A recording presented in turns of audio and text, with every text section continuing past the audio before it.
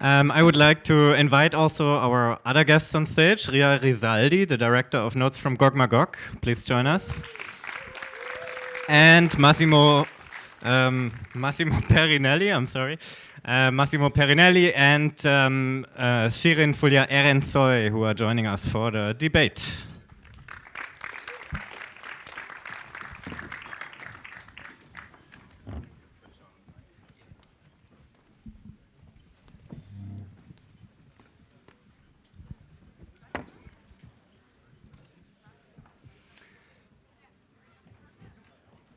So, we have heard many names. We have seen many characters in the film, many bodies, many masks, and also we have seen many trees. We've been in the middle of a forest in Abendland, and we would like to try and navigate this little forest we have inhabited, and also the worlds you have created, Riar, in your film. And I would like to start actually by asking our two independent spectators here, Massimo and Şirin. We have invited you because you are working very committedly and closely with real politics. So not necessarily with works of art all the time, or maybe you work on the intersection of the two worlds. Massimo, you're a trained historian, and you used to organize a lot of events, and you have also published or co-published books on film history and how films are maybe also a protocol of history or culture, and how the world manifests itself in cinema. And now you're working with the Rosa Luxemburg Foundation a lot in the field of migration politics. And Şirin, you have had close contact and worked a lot with activists, and especially video activists in Turkey. So activist videos are one of your specialties, besides genre cinema and much more. So I'm actually very curious, how was it for you too to see Abendland, and maybe also just now to see it again? Is this for you a film which is puzzling, provoking, confusing? We have shown a few years back a film which was called Disorientation is Not a Crime. It's also a very nice title. Yeah, maybe you would like to share some thoughts on Abendland interpretations. Was it even possible to interpret this film? Did you try to interpret it? Massimo, would you like to start maybe? All right. First of all, thank you for inviting me for tonight's screening. It was amazing to have this opportunity, and it's good to have this opportunity to talk with you and in front of you each. Yes, Abendland.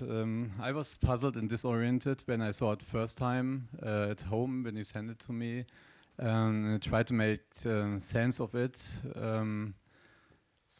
I used to work, as you said, as a film historian, so I'm not a cineast.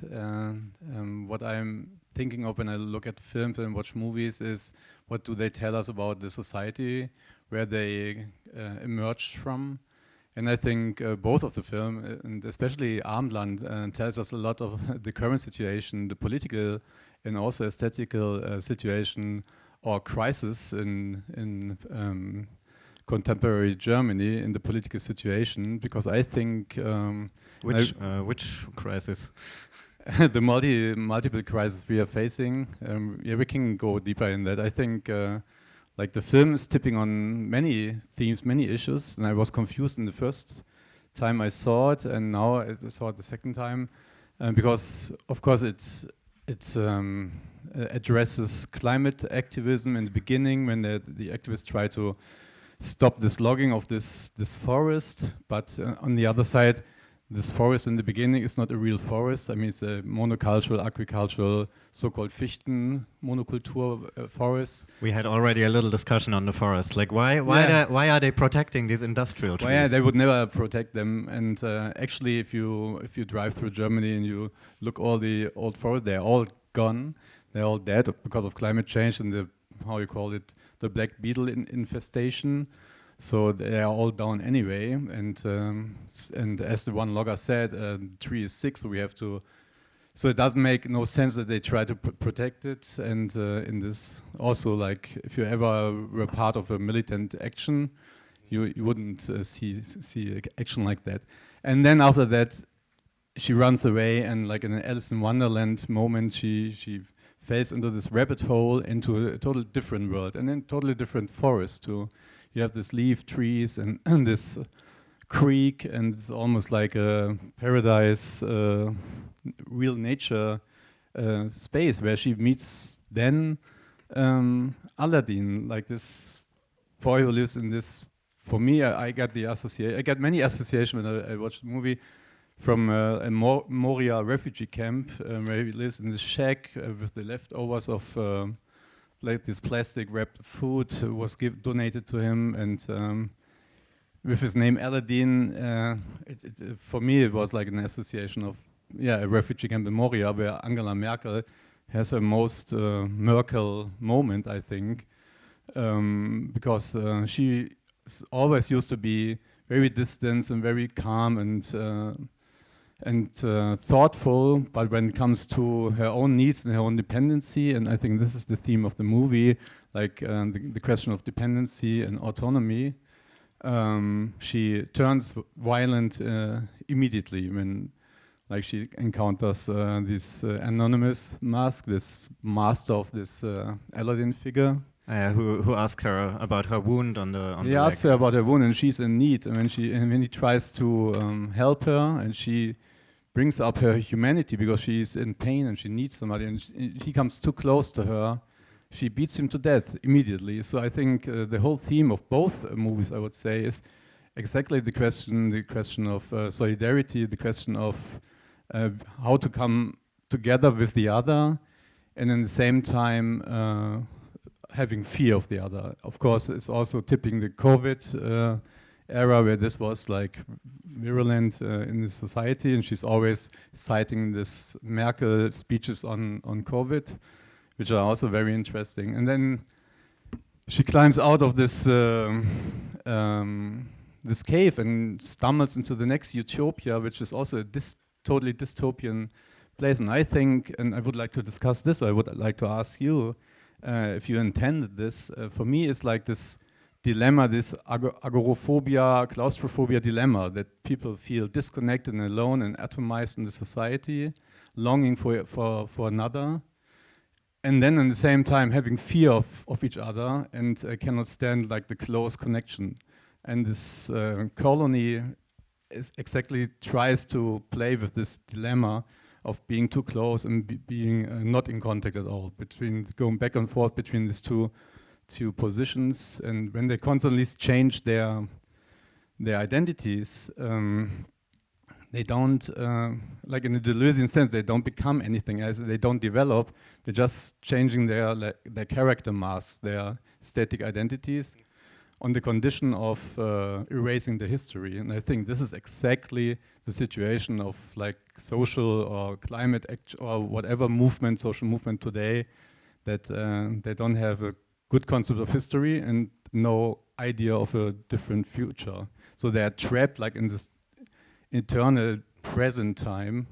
And I think this is depicted. And when I saw the movie, I was getting really sad in the end. It was like, for me, like a dystopian description of today's situation of the social movements. Maybe this is for the start. Wow, what a start. Okay, we had Deleuze, we had notions of dependency, solidarity, a sense of history, which might be getting lost in the realm of activism today. And before, Omer, you are allowed to reply, I would like to hear whether this resonates with Şirin, and whether you had maybe completely different associations.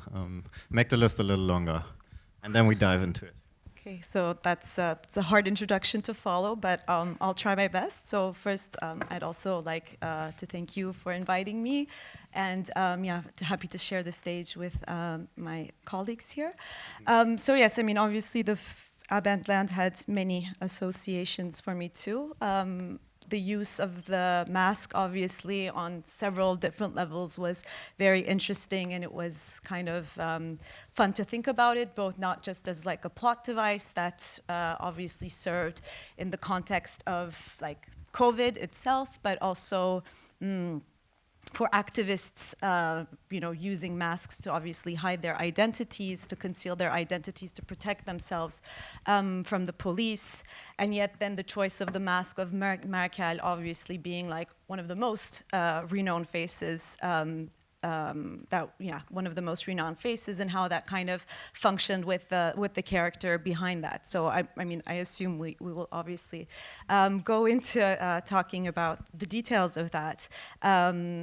And then, of course, when thinking about environmental activism, yes, this is not like a world that I know super well. I mean, in Turkey, yes, there are environmental activists. And actually, the Gezi Park protests, we could say in 2013, began by kind of like this environmental prompt, right? Because there was a park in the middle of the city, one of the only green areas that remains in the city, and it wanted to be turned into a shopping mall. Like the rest of the city and the country. And, at first it was for these 600 trees that environmental and ecological activists went into the park, but obviously eventually it turned into something much bigger, a general kind of protest, let's say, that spread across the country and actually was against more kind of like this authoritarian turn that the country was taking. And obviously the kind of, Gezi Park is still there, yes, but there have been many other environmental devastations in Turkey, and there have been certain groups, environmental activists, which existed before Gezi, but which were strengthened through the Gezi Park protests that continued, trying to kind of prevent these mass constructions from, destroying the few kind of natural environments and spaces that remained. And some of them failed, unfortunately, but this is still something that is ongoing throughout the country. Activists, especially with locals, villagers, and so forth, coming together in order to prevent these devastations. And so, and in terms of like the German context, then I remembered a film that I saw last year at the Berlinale, which was a documentary on the Hambach forest occupation in 2018. So it was called Lonely Oaks, but I can't remember the name of the directors. And visually, of course, I thought about that film and kind of like the visual iconography of these houses in the trees, and that you also, that is present here. And also kind of like the difficulties of what, because in Lonely Oaks also there is kind of like, they're there to protect the forest, and which ends in tragedy, for those of you who've seen the film, as you know, which ends in tragedy, but also we see kind of like the inner workings of these isolated kind of communities, activist groups, separatists in this case, and how, they have inner struggles as well as amongst themselves, and how they try to, being apart from society, still nonetheless trying to find ways of recreating certain norms within their communities. And again, and that made me, again, like third association, made me think about Benedict Anderson's Imagined Communities, and how we're so kind of, we construct, these social entities based on imagined commonalities, and how outsiders can become such a threat to this, how they're, so socially alienated or ostracized, and in this case, Merkel, when she arrives, also the same thing happens, and so forth. So, so that was the other association, and then also in terms of this like community in a space, in a spatial utopia outside of society, of course.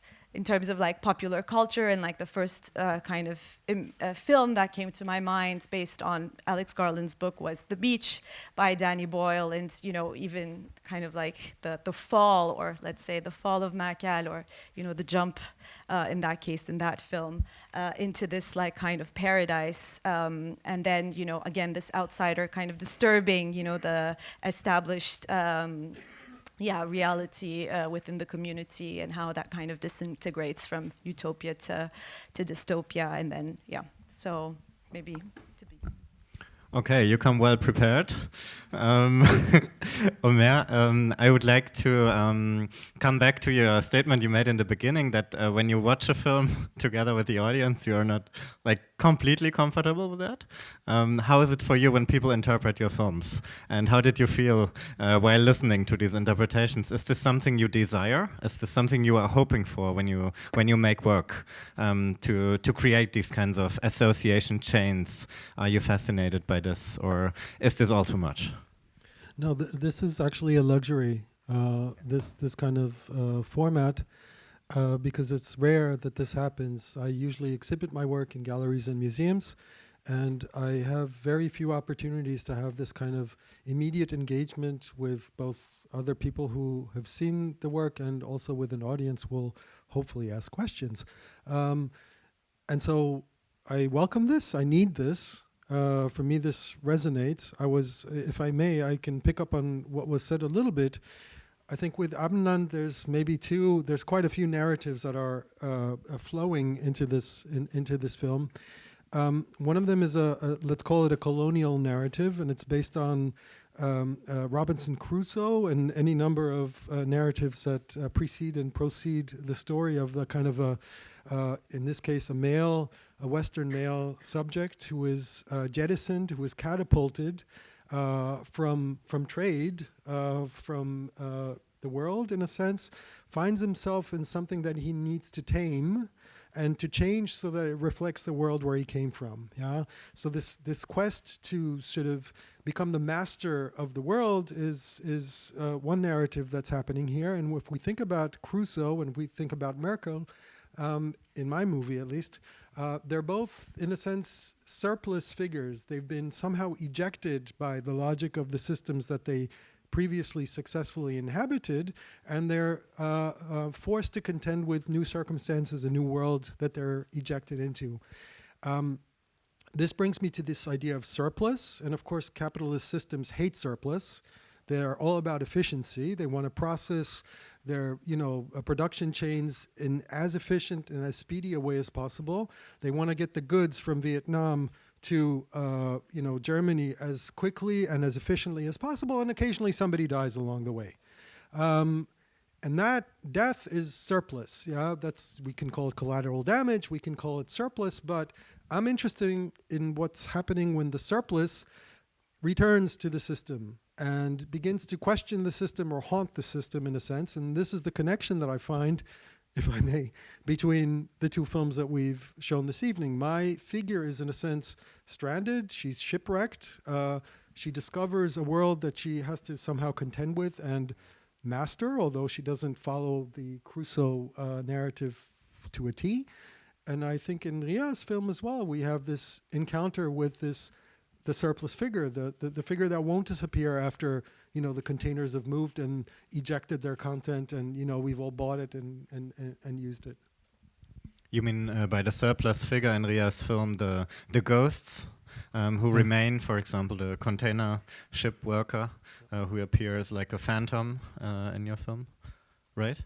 Yes. Yeah. So the ghosts that haunt us. It's very nice that you bring already in Riar's film, which I also wanted to do, because when we speak about interpretation, your film uses some very interesting methods to also spoil maybe interpretations. A part of your film is created by AI algorithms. The rest is based on documentary material, as far as I know it, and stories of workers. So could we speak about your choice to hack our brain this way, to collide reality and political struggle of workers with this kind of extreme collages? We can try and find words for them, what they are for us, but maybe you start first. Yeah, thanks. I guess everything is reality anyway, even the AI. And then for me, at the beginning, I was really interested in actually making workers' accident films. So quite often, especially in Indonesia, we have so many factories, and then many of these factories have their own, like a video to promote, like, be careful of this machine, and and then quite often it's very gory and brutal because they have to show the reality of like the accidents, and then I met this like a person who used to work in the cargo ship from Korea to Jakarta, north of Jakarta. And pretty much all of the cargo ship workers from Indonesia are undocumented illegal cargo ship workers. So they are not necessarily have like a, like official or like written as a workers in one company. So it's pretty much like outsourced from some areas, and then they just work in the sea. And they told me a lot of stories, ghost stories actually, that happens in the ship. It's pretty much because there's also a lot of accidents. So then I started to kind of like think about this, making a film about the workers' accidents. And in 2022, I was having a residency in Seoul, in South Korea. And yeah, and then I met this person who worked for Samsung employee assistance program. So employee assistance program is an office, kind of like again like an outsourced company that they have this very specific office just to kind of like answer a phone for Samsung workers that want to kill themselves. So usually they are 24 hours just like prepare for somebody's calling them, and then give them kind of like a hotline, or like a, like a what do you call it, like a therapy, like a call therapy, and say that, no, you don't have to kill yourself, etc., etc. But this office is actually exists. And one of these workers told me about the story of, again, ghost in the building of this office. So then I started to connect these two stories of ghost, and why this ghost is always appear in, like, one, it's like physical violence of working condition, and the other one is like this mentally violence working conditions. And at the same time, there is the Samsung also promoting this like AI wellness, health being, well-being, wellness, that you can use AI as some kind of like companionship if you are, feeling depressed, and etc. And then I started to think about like the image of violence could it actually represent by the AI. So actually everything is like really connected to this whole thing about workers' accidents, both physically and mentally. And then maybe I also agree with Omer. This is a surplus as well, like all the workers, and they are, one is undocumented, the other one is documented but also like having like very like a hard mentally problem, especially working for a big company that is actually beyond the states, like Samsung, especially in South Korea.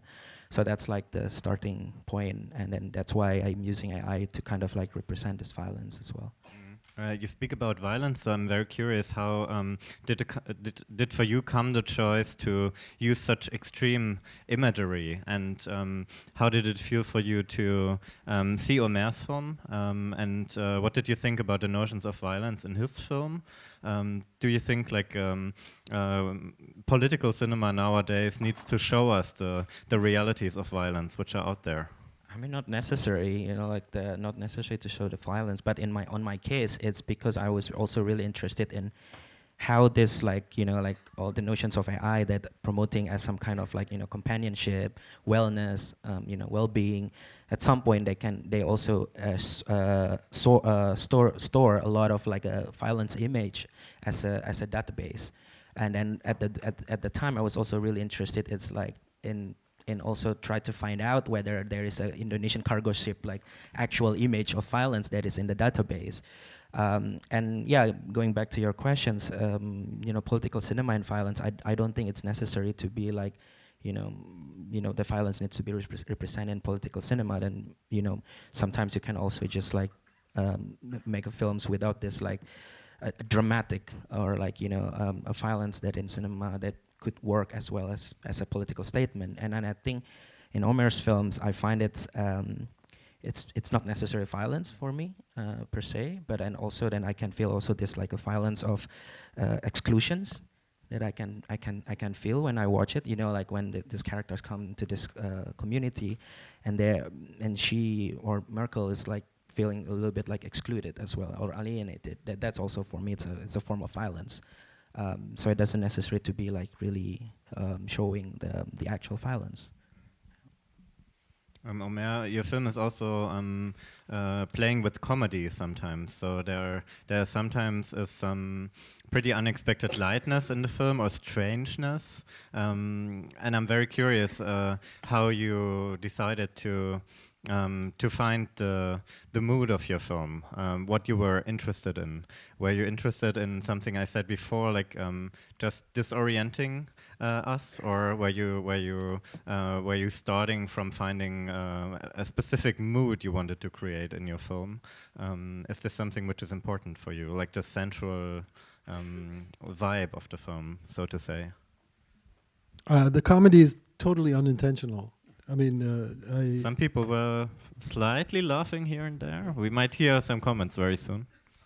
No, I wanted to make a film starring Angela Merkel, but she didn't. Her agent said she was not available, and so I cast someone who may look passingly like her a little bit, and made the mask so she can be a double to the former chancellor.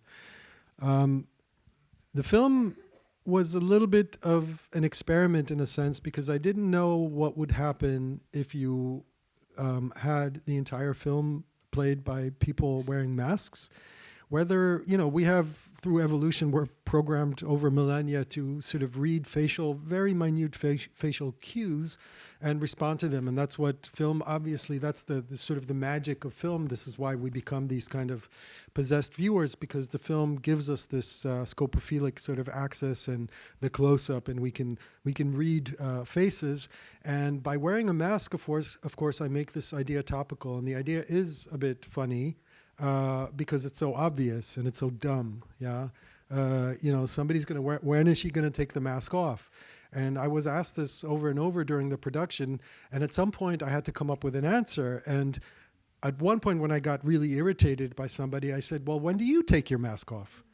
And this, of course, makes sense, because we, as socialized beings and as human beings, we put on masks. Obviously, the only time we don't have a mask on is when we sleep, unless we, put the mask on to block the light. But I think in terms of awareness, when we're aware of what's happening around us, when we socialize, even when we look in the mirror, there's this moment of, trying to reconcile what is essentially always at odds, namely our desires, our needs, our psychology, everything that's repressed, everything that bubbles up to the surface, and what it is that our body is doing in the meantime. And so the film tries to thematize that, and I think where it becomes perhaps funny is the point at which it's obviously impossible, and they become the most vulnerable, and they become naked when they take the masks off. But that's the briefest, and I think the most romantic, or the most, for me, the loveliest moment in the film, where we see sort of two human beings hatched out of their skin, in a sense, two spirits facing each other. And I got a lot of grief for putting this. Every woman on the set chased me. I was hiding under the table just before we were shooting that scene, because they really wanted to make sure that it was necessary to strip for the camera. Can I just quickly ask Yeah, something?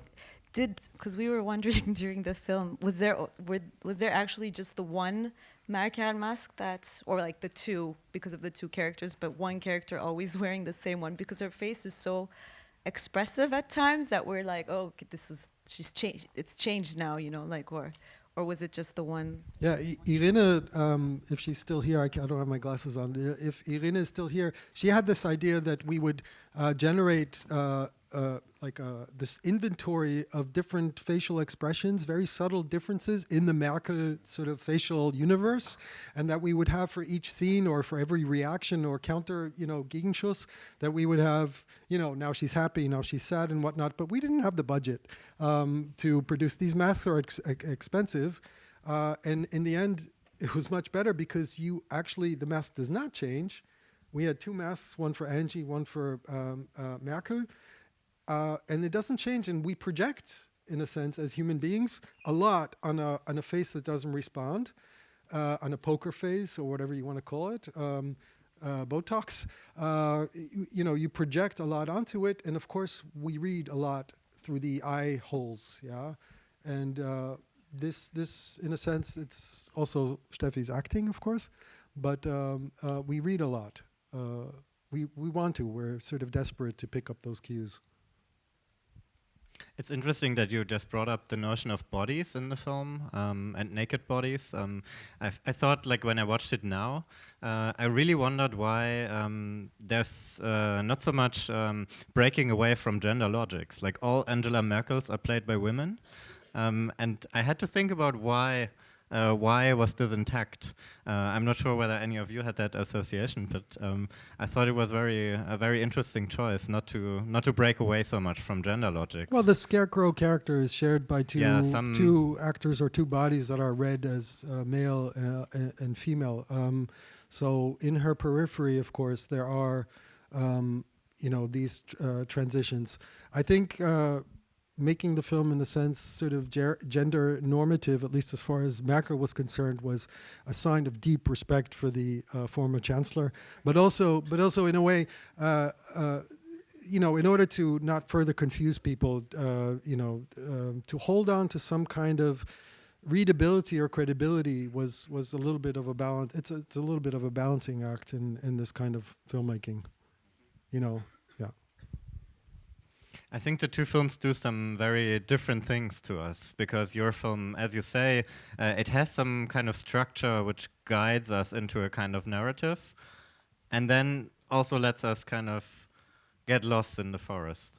While your film, in part, seems to come more from a experimental sensibility, like you don't really create so much of a narrative framing or a fiction which is fully coherent, because we don't see the person speaking. The bodies you show us are fully dissolved, like the bodies we see are part of the collage, so even the full human is not visible anymore.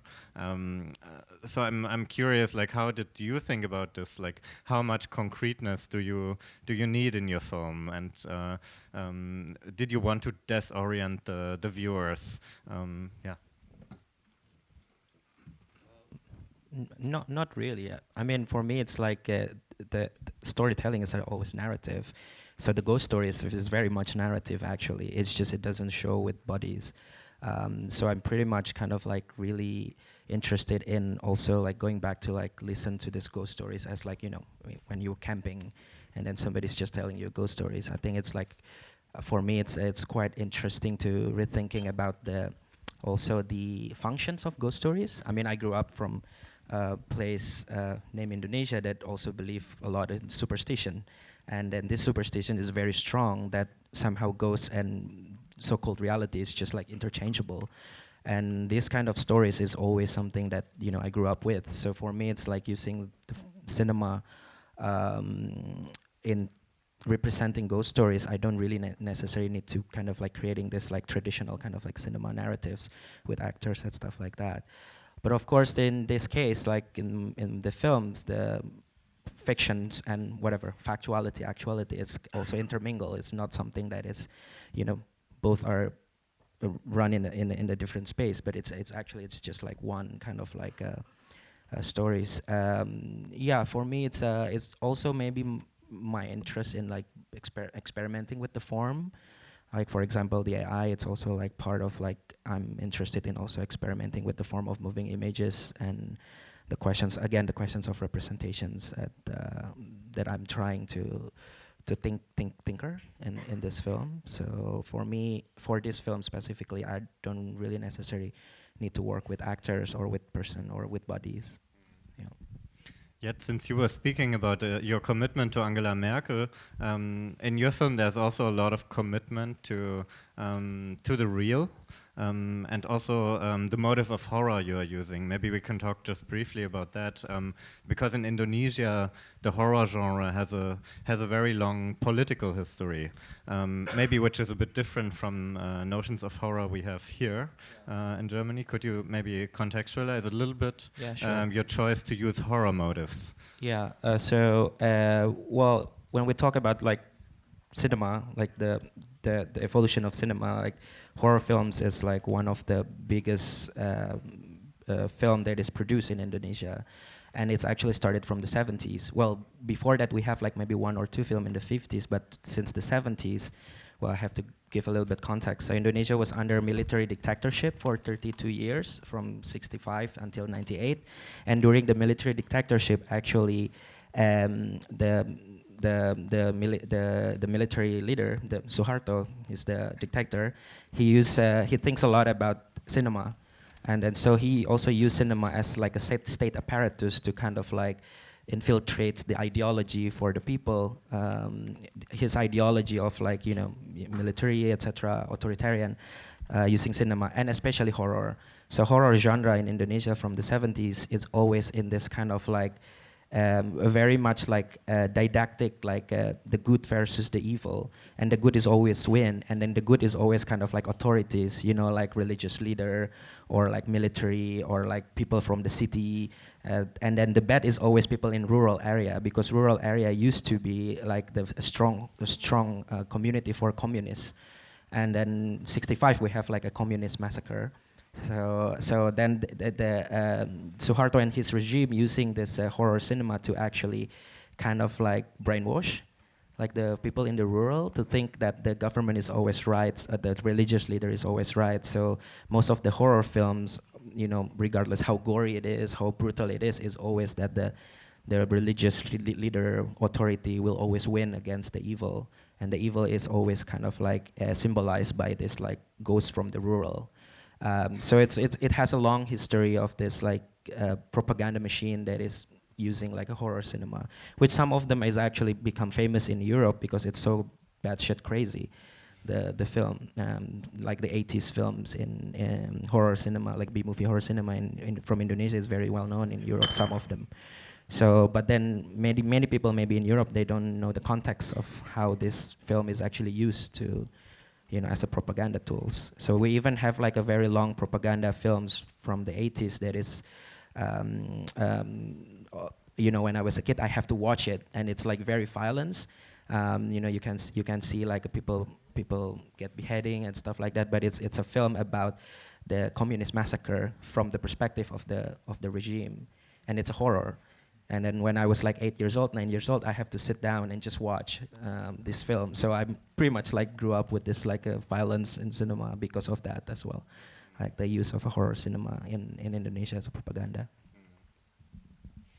By the way, in case anybody wants to share comments and thoughts, just raise your hands to my colleague who can bring you a mic. While we do this, I just want to add a little bit that this notion of the sort of the interplay between the ghostly and the mortal, and you know, in terms of power relations, in terms of reality and super reality, the surreal and whatnot, and again this notion of surplus, and you know, it's extremely conventional. You know, Hamlet cannot start as a story until the ghost appears. Yeah, I don't know what Hamlet does before he sees his father, but he's probably picking flowers or taking fencing lessons or something like that. But at some point, his father appears. The story can begin. But what the ghost does, in a sense, is it points to reality and points to what is wrong with the real.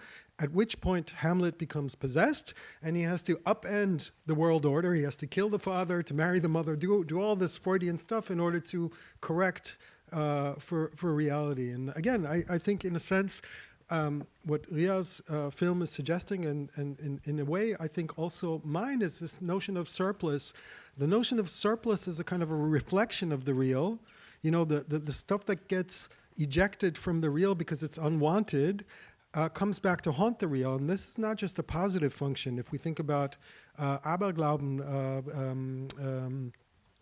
superstition, if we think about superstition and we think about conspiracy theories, then of course the crises that we've mentioned before, when these kinds of superstitions and conspiracy theories become sort of passed along and become credible and become real, this is where those two worlds, in a sense, implode or collide, where the ghostly, the supernatural, the superstitious, you know, comes to haunt the real and to say, no, you know, I have a different prescription for how things should work. Yeah.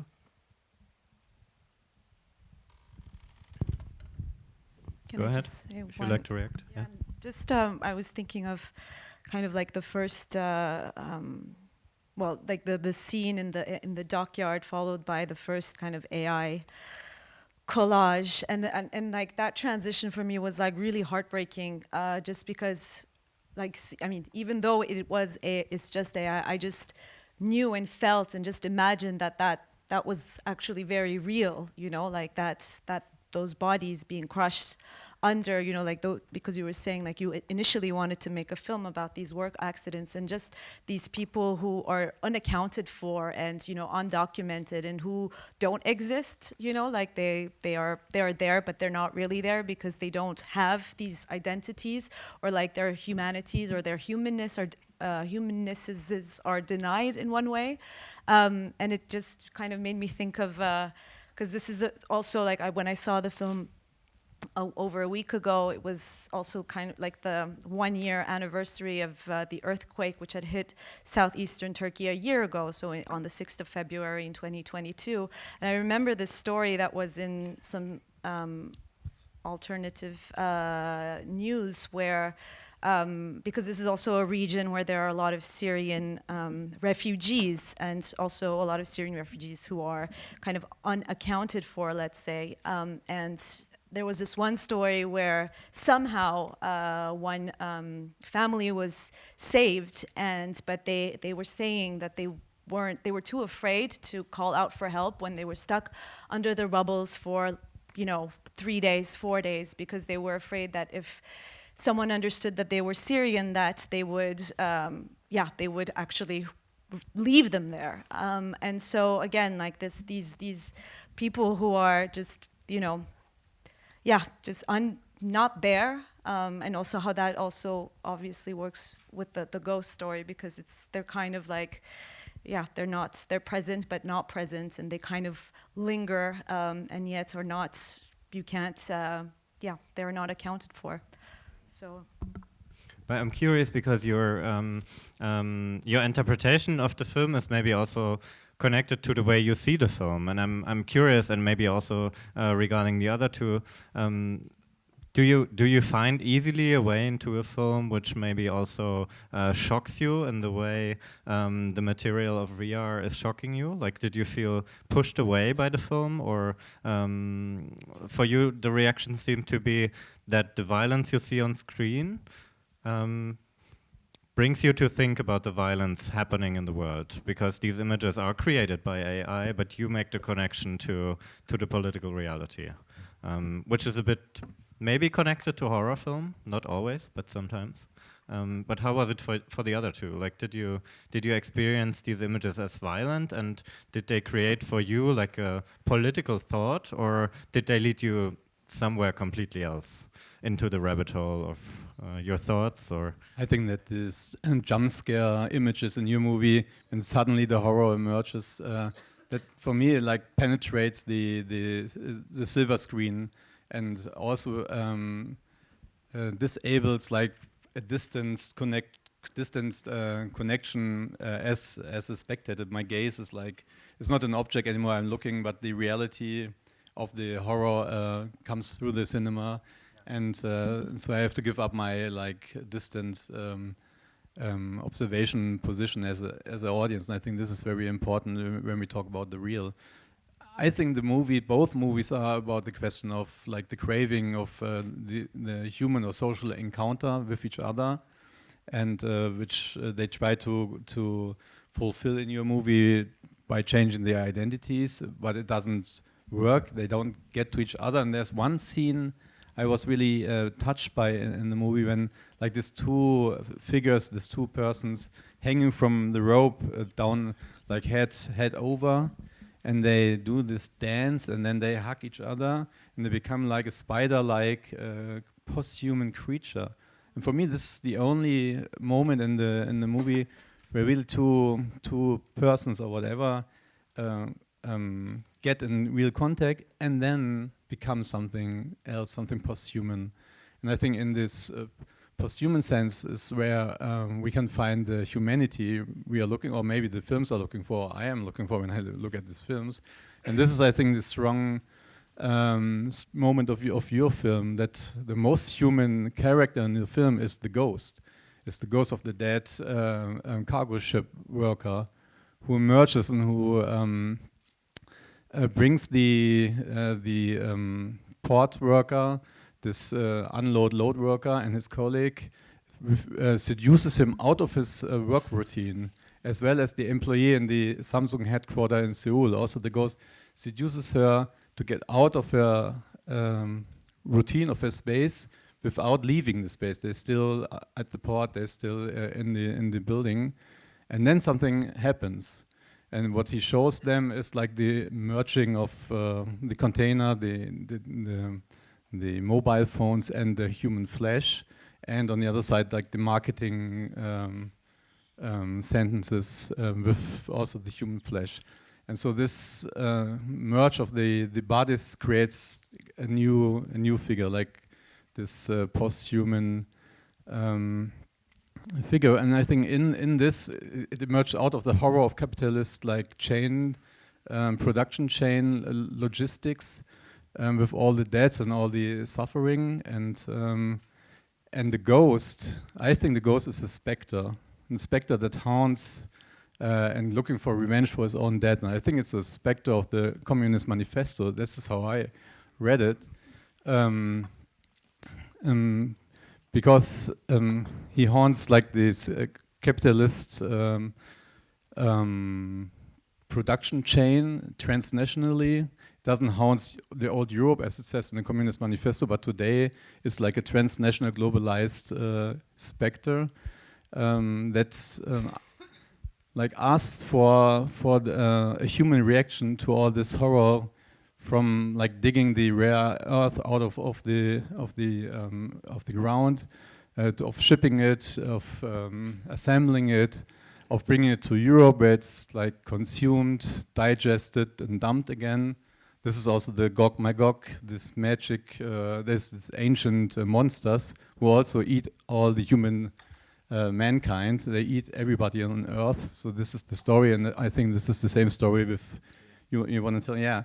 And so for me, again, the point of solidarity and of hope emerges exactly in this post-human horror notion, which like connects the worker in the port, connects the worker in the Samsung headquarter, and connects us as an audience, and brings like this notion of resistance and of hope together. But you just said, sorry for for asking, but you said like this transhuman body or post-human. This is what you were looking for. Like this, this is what you were expecting or looking for. And I don't understand what you mean by that, because when you start watching the film, you didn't know that this were coming, and also the thoughts you are bringing now to the table or to the stage, they are super exciting. But did you develop them while watching this 20-minute film? It's incredible. Why not? Why not? I'm just impressed. No, I wasn't expecting it, but when I was confronted with it, I saw the idea behind it, that I all of a sudden get like very close to this dead worker, this cargo ship worker, and also with the other worker who tells the story, and also the other employee in Seoul. And so I get, in a way, connected with them, but only after they get merged together, like with their capitalist surroundings, like the machines and the containers and the discourse of marketing. And in this moment where they lose their subjectivity or their humanness and become post-human in a way, or monsters in a way, in this moment they connect with each other, and I can connect to them. And this is, I think, totally interesting, and that's what got me very much. We have a question from the audience. I would like to hear just briefly before your reaction also, Omer, to the collages in Riar's film. Like, since your films are not using a similar repertoire of images, like what do these kind of violent images cause in you when you see them? Is this for you creating a similar reaction to Massimo? Is this sparking thoughts? No, I had a different feeling there. I felt like a surfer. I felt like I was surfing. And I don't like surfing. I don't like deep water. I'm scared of deep water. But I had a sense of, in a sense, like the film was becoming surfable in a way. And I don't really know what that means. I think, in a sense, it becomes this kind of almost like a screensaver. And I don't mean this as you know, I'm not diminishing or I'm not reducing it, I hope. But in a sense, it becomes technological also. And I'm interested also in the way that the this notion of transcendence that Massimo was talking about, which I would like to resist a little bit. In my film, the two climbers who are embracing each other, it's a man and a woman, and they embrace, and it's a very romantic, I think, moment. It's a lovely moment, I think, too. But to call it post-human is maybe perhaps a bit, in a sense, a bit dangerous, or just like it is dangerous to call the ghosts, to ascribe to them communist tendencies, because that's projecting, and that's dangerous, or that's reading something out of, I don't know, it's interesting. We have this interpretive sort of schema with which we approach the world, and movies are a part of the world, and so, you know, I associate surfing, he associates communism, and maybe the two will meet at some point, communist surfers. I think we still talk about activist movies. Yeah. They have a message, and they have a critique, or they have something, I think, which we can try to find, or to ask how they resonate within us, and it's not projecting, it's like talking about what it does, like if it evokes like hope or like hopelessness, and how can I like relate this, what I see, with actual activism. I think this is also what we try to do with these movies. But violence tends to turn you, I mean, we know this, right? Violence is only effective as a split-second thing. The moment it is longer than that, you tune out, you know, and which is what I also, I mean, this, maybe it's a way of protecting oneself, maybe it's a way of a kind of a basic human reaction. You can only consume so much violent imagery or violent content before you shut yourself off from it. So I don't know, I suspect perhaps it's also the formlessness. You know, when I'm looking at your film in those moments, which are beautiful, I think, you know, I'm constantly programmed by my evolutionary sort of impulses to read faces and figures out of what's happening, and they resist this kind of reading. So it's to me, it's not so much violence, but resisting, in a sense, like the footage is resisting it. Maybe the kind of post-human sort of coital, you know, acrobatic sort of figure, which has 3 legs and 4 arms and 2 heads, is a mythological being. Maybe it's a post-human being, but in a sense, in the end, it's something that kind of like maybe resists an easy meaning or a label, i.e. activist or communist or capitalist or whatever. It tries to escape that logic, and that's why it's surplus. Yeah. We had a comment from the audience. Would you still like to share it? Yeah? Yeah, okay. Yes, maybe. It's question, comment kind of thing, but I find very interesting to watch 2 movies together. Like, I think we are all in this kind of a transference between all these temporalities and spaces that we have gone through. I just want to say 2 things, and I think it was already discussed, but I want to kind of highlight from your discussion. First of all, the use of the term accident, which actually came up in both films, because Merkel or Angela, like that figure, when enacted violence on the other, and then it became like an accident. And the workers, like dying, are accident, but they're not, like in neither cases, it's not an accident, but it's a really structural, and it's really inherent to actually the power, the wealth, and so on, that are actually what we are kind of discussing through this transnational, not just the supply chain, but also class hierarchies and power hierarchies that are kind of maintained by this violence. And the second point I want to pick up from your discussion is this masks and anonymity that comes with it for the activists, but also for police forces that they usually take out their numbers and so on, so they're kind of become anonymous also to protect themselves from you know what. But in that sense, it's also interesting that the masks and this anonymity and actually face recognition is really related to a very AI topic today, which is very interesting discussion too. Like we're actually this kind of hard to read faces is also a kind of a problem, or at least culturally also, not just AI and technologically we are discussing it.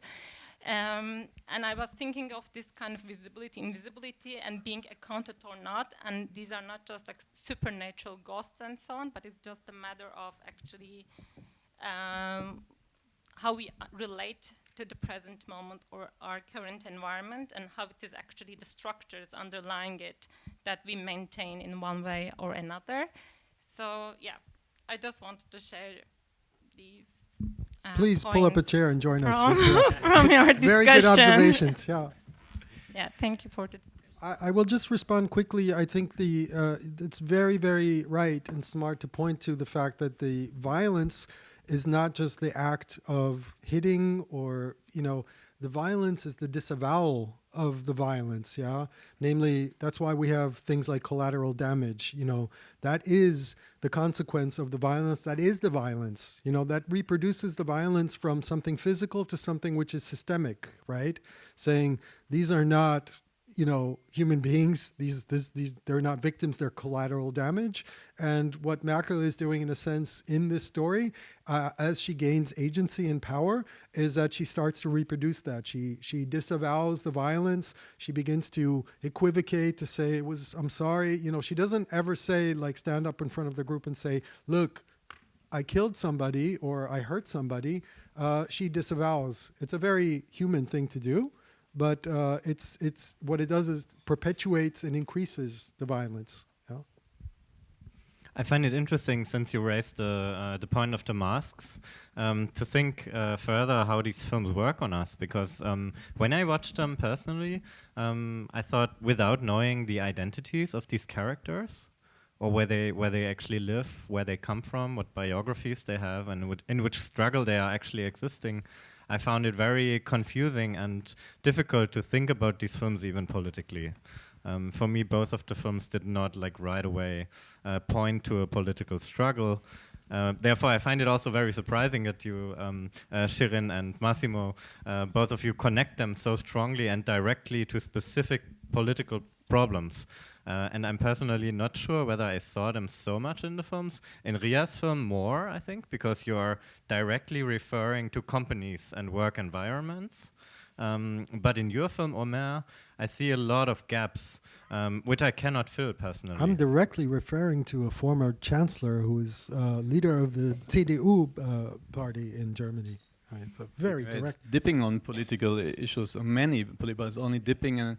For example, in the moment when she like hard-blooded beats this guy to death, she says, "Never Eurobonds, never Eurobonds." I mean, this is the sentence the German government said during the Greece financial crisis of 2011, when Greece was sent back by the German-led Troika to total social cuts and poverty.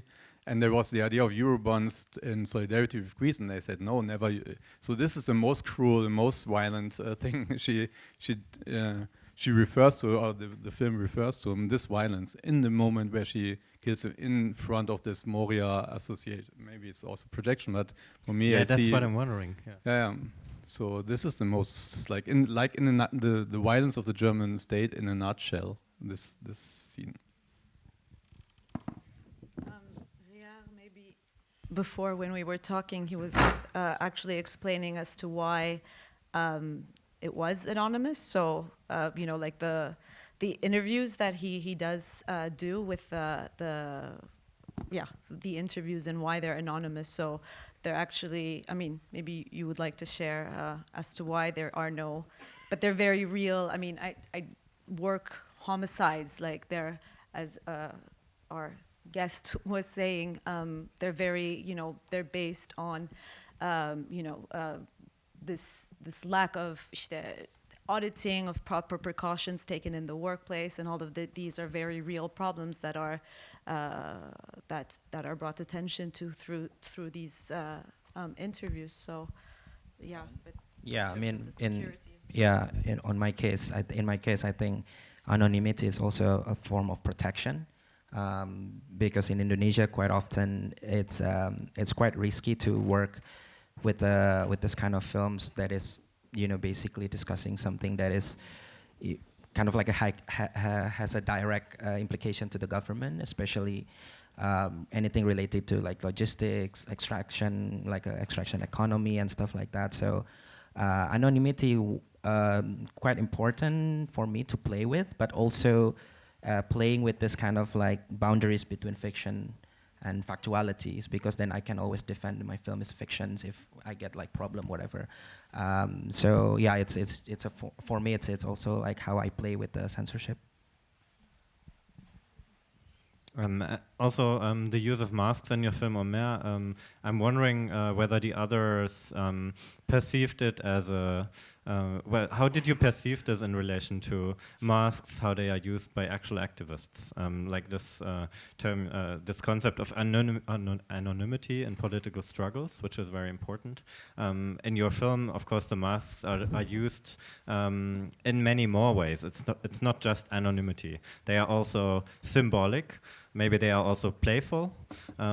We can see people eat below the mask or drink below the mask. So it's also a play or a game the film creates, which sometimes reminded me almost of a child's play. People are commenting the masks. They are able to take them off when they leave the camp.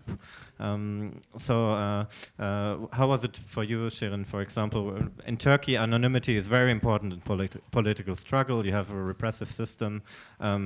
Did you feel provoked by this kind of usage of masks? Did you see there was also an aspect of parody of the political? Were you also offended by the film?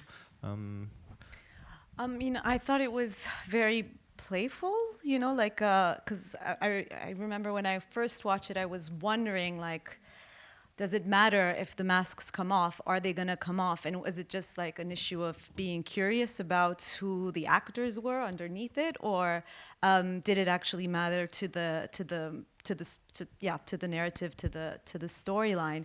And then I thought how, like when they were talking about the way they were building their kind of community, about, like it's not about the individual, but it's about, kind of their collectivity, and how visually you also, when they were taking off their masks, like it was kind of, playing with us, our expectations as audiences, because we see them, but we don't, like, it's kind of like this head coming in, and like we kind of see like the side of her head, and then, and so it was really, I thought, just referring also, like, in terms of visually how that moment was represented for us, just referring back to the way they, as a collective, saw themselves, and how that identity just really didn't matter in that particular context.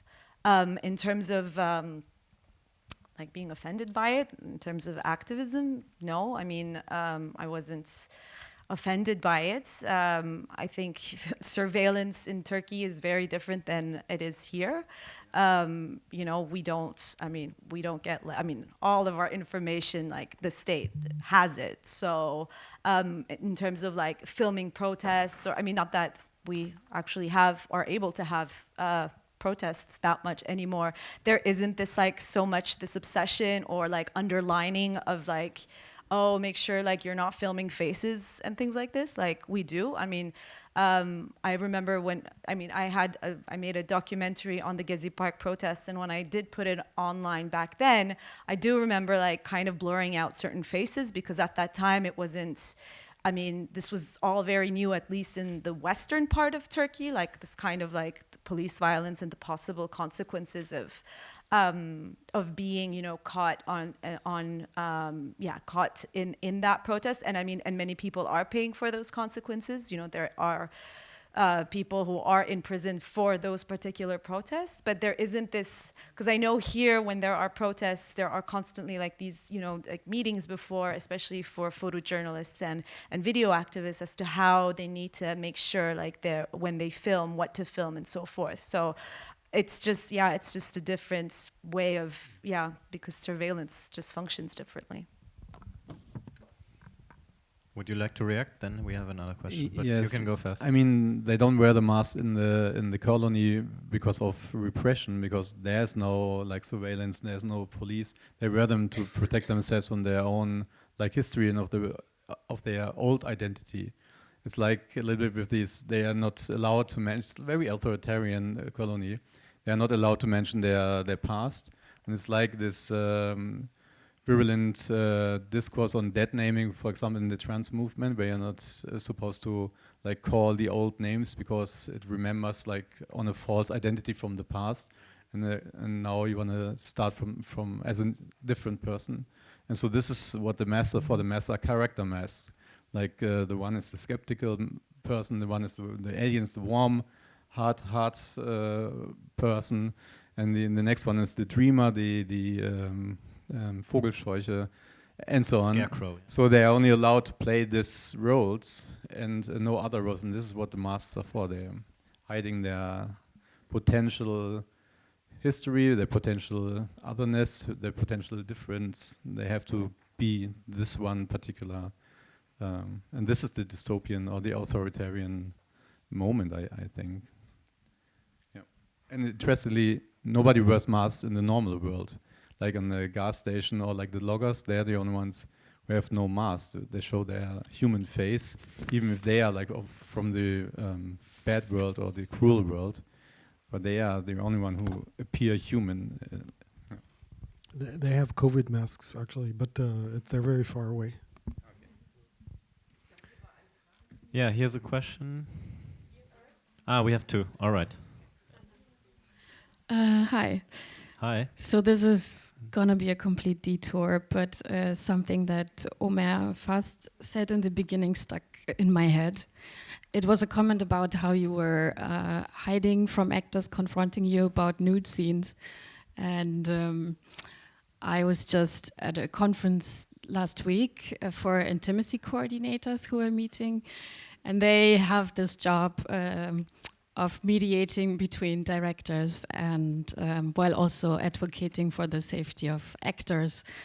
And I'm just a big fan of this profession. So I just wanted to mention this as an opportunity. And hiding under the table is cheaper than an intimacy coordinator. Yeah, exactly. Yeah, I don't know if it should be a joke, but okay. I guess maybe I would still like to know from you how you eventually dissolved the concerns and how you approached these scenes and made them possible. We have, I hope, the two actresses who were involved in this, so it might be interesting to hear what their, I don't know if... I would prefer that you answer the question. Okay, well, the way that it, the script is there, and it, the scene is in the script. This is an important thing. So you're not jumping on somebody on the day of the shoot and saying, "Hey, what? Listen, you're going to take your clothes off now." Whoopee! We talked it through the process of rehearsing. We talked about it on the day of the shoot, and we made sure, of course, we were in the middle of a national park, that we closed the traffic, Fußverkehr, that was coming in both directions. We shot it as you shoot these scenes with a closed set, which means that nobody who doesn't have to be there is standing there. We shot it once, right? We shot it once with two cameras, and one camera failed after 3 seconds because it was on a bridge, and the person who was operating the camera was deemed surplus or unnecessary because it was a static shot. So this is what, this is, I quipped before about intimacy training. I understand that this position is necessary. I hope, though, that by talking through the scene beforehand and explaining why it is necessary, Yeah, that this isn't just about just, you know, hey, watch some naked people on screen, but rather that this notion of vulnerability and the notion of exchange that's happening between them is shown as a ritual. Yeah, and rituals are very sort of dogmatic, choreographed moments, and this particular moment means, and that's why it was also important to show men taking their clothes off, and thank you, Sebastian, if you're still here, for agreeing to do that, that we weren't just showing women naked, but also other non-women. Is this an answer for you, or? Yeah, thank you. I was also thinking maybe you could elaborate more about like the actual conversation, the motivation for the scene, and what you shared about it. Like what did it mean to you? But yeah.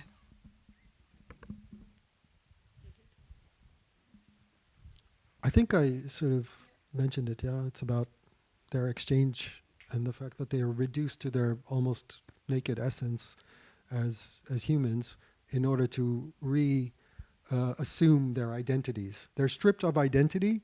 Their identity is on the floor as a pile, yeah? And then they pick up these piles and slowly re-enter their identity. They re-enter the social world, you know. And I think the masks are, in a sense, they're funny, and they symbolize things.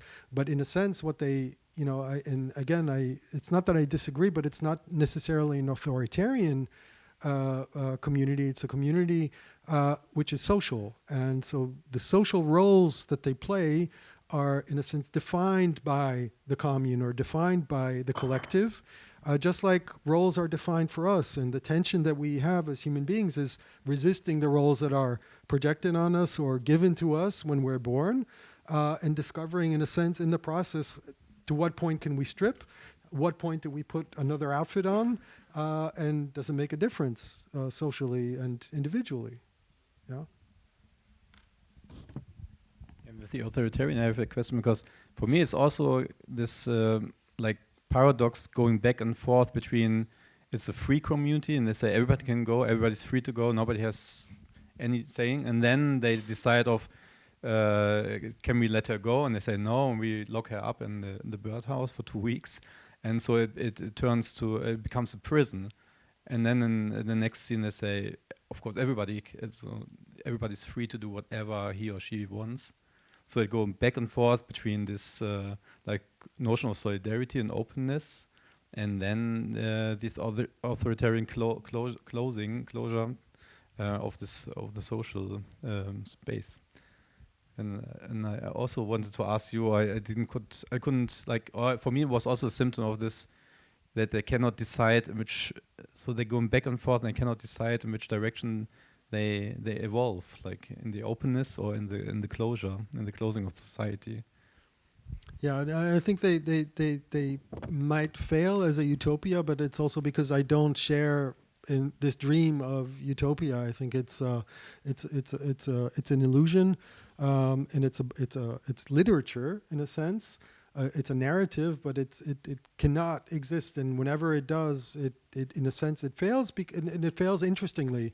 The other fasts who still live in Israel, where I was born and partly raised, live in a kibbutz, and as a child we used to visit them, and this was to me a kind of a utopia, and only later in life did I begin to be aware of the difficulties that they had, not only within the community, but also things that came out later more generally about abuse that was happening in there. You know, the fact that the kids were given to, ejected from the kind of the family construct, not living with their parents, but living in a commune in a sense together. This was always in the back somewhere in figuring out what this kind of communal, utopian but problematic sort of society is going to be like, and that's why it does lurch between these maybe slightly extreme versions of what it is like to be a rule-governed society. Yeah.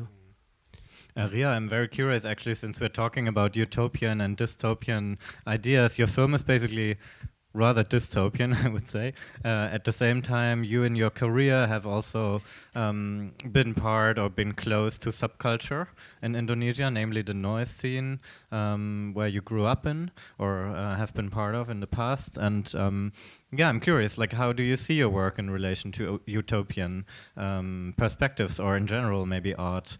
Do you believe that art can open utopian spaces, or that it should, or? Well, I don't know actually. I mean, yeah, I grew up in this subculture, and I'm pretty much also involved in the anarchist movement even way back. But quite often, I think there's also always a sense of like an exclusions. And then, you know, because then when you have this like a social organizations, and then there's always someone who, or like, yeah, someone who's just like deciding to do something that you're not agree with. And then quite often it's also related to time, because then in this kind of like community, then you have to have a consensus, like everyone to have to be agreed to like one thing. And this commitment to time is like very, very hard to you know, I don't know, very hard to kind of like follow this commitment to time. In relations to how I see this work, I don't know. I mean, I don't really like categorize this as will be like dystopian or utopian. For me, what is really important is to kind of like talk about these issues that quite often is just, you know, like even in the daily basis, it's just like, oh, there's people die in the cargo ship. So there's nothing like, no one's like really dissect what is actually happening, or how it relates to like, you know, the global the global logistic systems. So I'm mostly interested in looking to this kind of like investigating this kind of like connection, rather to think about whether this work is dystopian or utopian. I think that's much more important for me. So you're more interested in realism? Yeah, well, realism, but also the work is not very like, you know, like in this kind of like directions of realism that you understand or yet you are imposing. But everything is real. Yeah, somehow, you know, like according to my subjectivity, of course, everything is real. Yeah, but really, I'm just really interested in this kind of like connections and investigations of these two different kind of like modes of understanding the world from a different kind of like background, but also like this relations to something that is, you know, like the superstitions, the ghosts, stuff that quite often also neglected as something like, you know, silly, or like, oh, you don't, how come you still believe in that, because we already have reasoning and stuff like that. But yeah, for me it's much more, I'm interested more into like looking this kind of like connection. So let's take another question, or are there more? I have the microphone already. Maybe we can have two and then answer and have a drink. Okay, I have the mic, so I'm going to start. Yeah, you can start, and then Okay, hand it great. over to the next person. Okay, great. It's a question to both of the filmmakers. I mean, Ria, you already said that your film is based on lots of interviews, which you've been doing before, but I don't know how it is with you, Omer. Like, because when I saw the film for the first time, it really reminded me a lot to what I saw in the Hambacher Forst. There were a lot of little utopias set up inside those tree houses, and I wonder if you ever went or if you spoke to people who were. Yes, you did. So maybe it's a very simple question. Just if you both could tell us a little bit more about how you came to form this kind of narration for the film. Like, what is the basis for that? How you start on the project? Can we hear the other question right away as well? Maybe I can just add, because it's going in the same direction. Yeah, please do. Because I was also thinking about Hambacher Forst is like an imagery that they struggled a lot to get very to our minds through the media. So I was wondering, how did you feel about using like people actually with like their specific politics, and then using this kind of setup for your community that is very different to the original politics, and that from the start is also a vision that is not really inviting ever to the audience. Like, you from the beginning get the feeling that it's a bit creepy. So how do you deal with this overlap? Is there like a reaction from the actual activists, or did you ever worry of what shade that puts onto the activists, of maybe seeing the real life activists as lunatics? No, how do you say that? Lunatics. Just like open question without judgment. Would you like to answer, Omer? I worry all the time. I worry about everything. I mean, I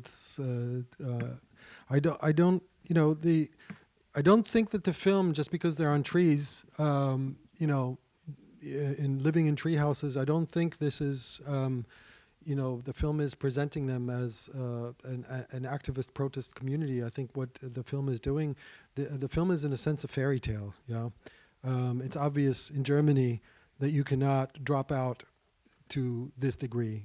I mean, we talked about this when we were walking in the forest. You know, you will walk in the forest for 2 minutes before you run into somebody with her dog, and before you run into somebody like cutting a tree, and then there will be a car, people collecting mushrooms, and then there will be a McDonald's, and you know, Germany doesn't exist in this way. The forest, the German forest, which is a very strong reference for the film, is a mythological creation that precedes the Hambacher Forst and has a lot to do with German identity. So I knew I wanted to have these natives, and they are natives, they're German natives, to create this kind of topsy-turvy, upside-down world where, you know, this Robinson Crusoe double, who has the face of the former chancellor, meets the natives. Yeah, and this encounter with the natives is kind of, this is the way that I originally conceived the film.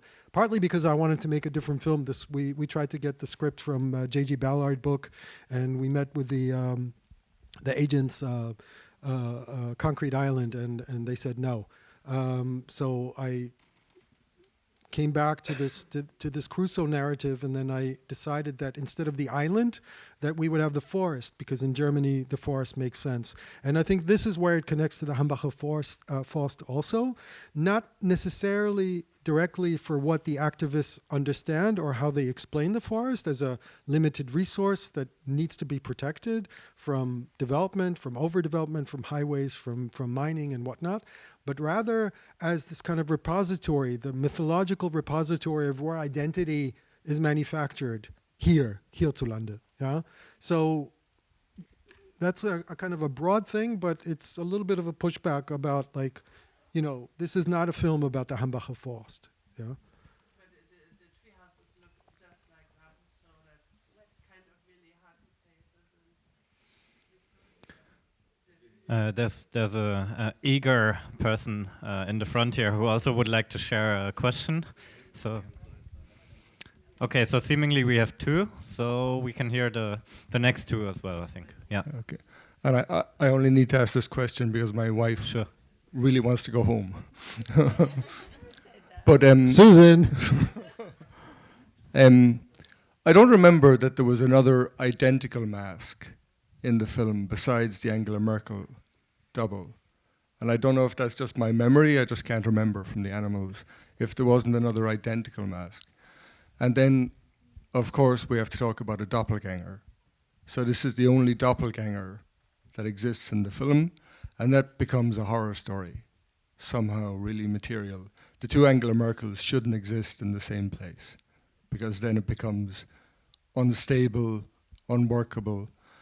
And then I started to think about that, and then, you know, does the Merkel character represent more than just being a funny kind of face for, you know, the leader of a German party, former leader, your beloved former leader of the German party?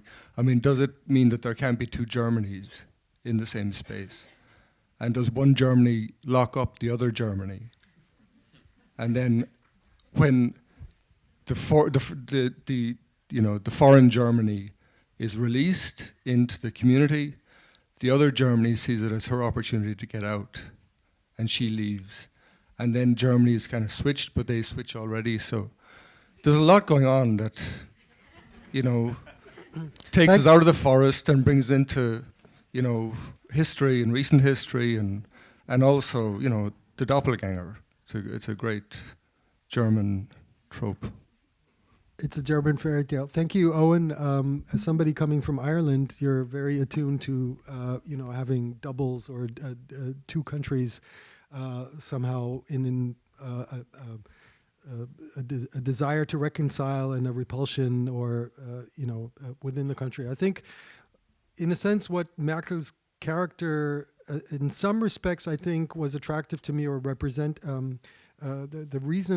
the reason it was attractive to me, I think, is because it represents these kind of ambivalences and contradictions in a more recent German understanding of itself. Of course, as somebody who is coming from the former East, and the first chancellor who comes from the former East, who is a chancellor, and the first woman chancellor, who's the head of the CDU, which is traditionally not the party that would welcome them.